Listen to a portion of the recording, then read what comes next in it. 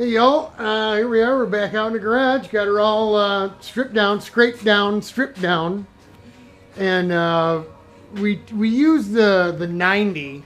And we're not grinding. We use it like a sander. What do you mean, Robert? What's the difference between a grinder and sanding with a grinder? Well, sparks, I guess, would be the difference. With a DA sander, if you had a hood of a car and you want to sand it all down to bare metal, and you're going to go through clear coat and base coat and a sealer or a primer, you're going to run that thing as fast as your compressor will go, right? You want it to run quickly, and you're going to put pressure on it to help the abrasive cut through the material and get it down to the metal.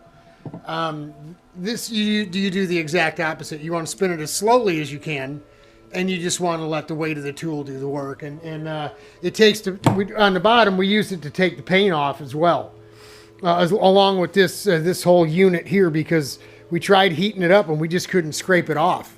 So we use the sanding with the grinder to get all the paint off the very bottom, and it was just maybe a third, if that. We really went from here all the way around on the top side and got the top good and clean. It's got to be rough like this. It's got to be roughed up. I mean, there's not flat spots in it or nothing. It's still all round, but you got to rough it up to get the primer to stick to it. That's what. I think it's the biggest killer of when guys try to paint their chassis, their kart chassis, especially a vintage kart, because it's going to have no floor tray and fiberglass protecting the chassis from being sandblasted from the dust and aggregate of the racetrack itself. So if you get it etched really good, roughed up real good, we're going to use a catalyzed primer. We're going to use a urethane primer on this in a little miniature spray gun. So it'll be a hard base coat, primer coat, and the base coat is flat. If in fact we're going to paint it blue. Now I'm starting to change my tune. I'm thinking maybe I want it orange. I think I want it orange.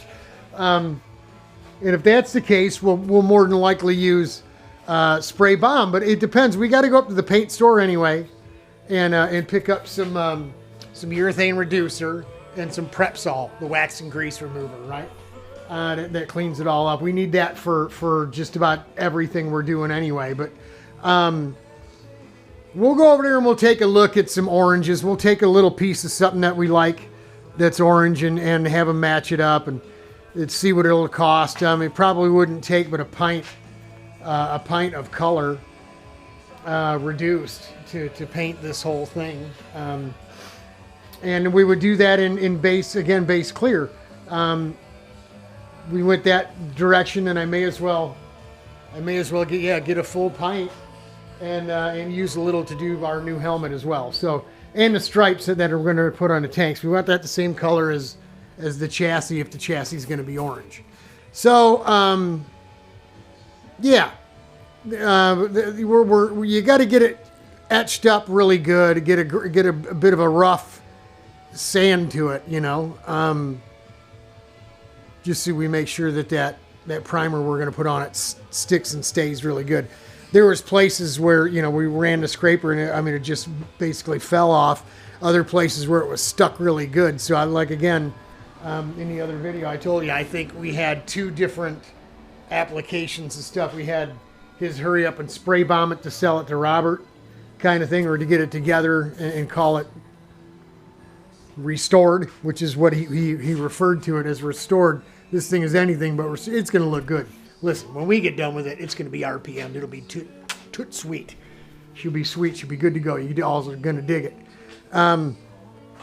So there we go. That's done. And yeah, you're noticing, wow, what happened to the 4-banger and the 125 are gone. Yes, we took the top half of the rack and put it back in the trailer at Rich's, and me and Richard and Kenny hauled the go-karts out of here today to make room for our buddy John. John J. Dubs is coming from Chicago. Today is Saturday, hang on. bub, bub, bub, bub. 28th of November. So John's coming Tuesday. I don't know if that's the 1st or 2nd or whatever. We're gonna foam him up a seat. We're gonna form fit him a foam, and I'll bring you the whole video. We'll put you right up here, right up on top of the old high atop the drill press at RPM headquarters, and we'll have John. I'll put that form right on here. We'll have John lay down in here, pour the foam around him, watch him float and get buoyant on the foam and get all warm and happy, and he's gonna dig that. So yeah, we'll continue on, but I wanted to get that stuff out of here, not just because we got John coming, but because I want to get the 125 chassis down and start when we get this one goes to paint, as it's getting, you know, set up and hardened up. I mean, we're not going to paint it, bring it back the next day and start putting it together. It'll be hanging over at Richards for a few days. Then we'll get the 125 in place here, and we'll use this for getting that thing set up. You know, we need to get the rear axle bearing hangers and all that stuff welded in place, measure everything, make sure it's right. We know the front bumper on that thing was a little cockeyed when we looked at it, so we're going to put a saw cut in it, crank it, get it right. You know, we'll get to working on that too. Don't know if that one will be ready for April or not. Probably not, because of the sheer amount of composite work that's going to go into that too, you know, with the floor tray and all the body work. So maybe we get that ready, maybe by Mid-Ohio in June, maybe for Shirley, if not Grattan, the beginning of July, Nelson, the end of July. Would be nice to be able to take that thing out, full body work, paint job, logos on it and everything, with the new motor on it, or the old motor, I don't know. And we'll it depends what we got going, but we'll get that thing going this year as well. Yeah, it's it from RPM. It's been a long couple of days. We've been out here a little bit at a time, getting it all knocked down, but yeah, we got her to a point now where we can run over to the paint store.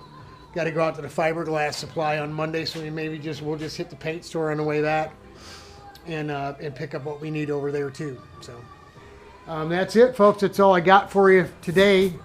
Moving forward. We're almost to December 1st. We're right on schedule with this bad boy. I don't see any reason, God willing, that we can't be putting this thing, you know, going back to assembling at least by the 1st of the year, hopefully, and maybe a little before that.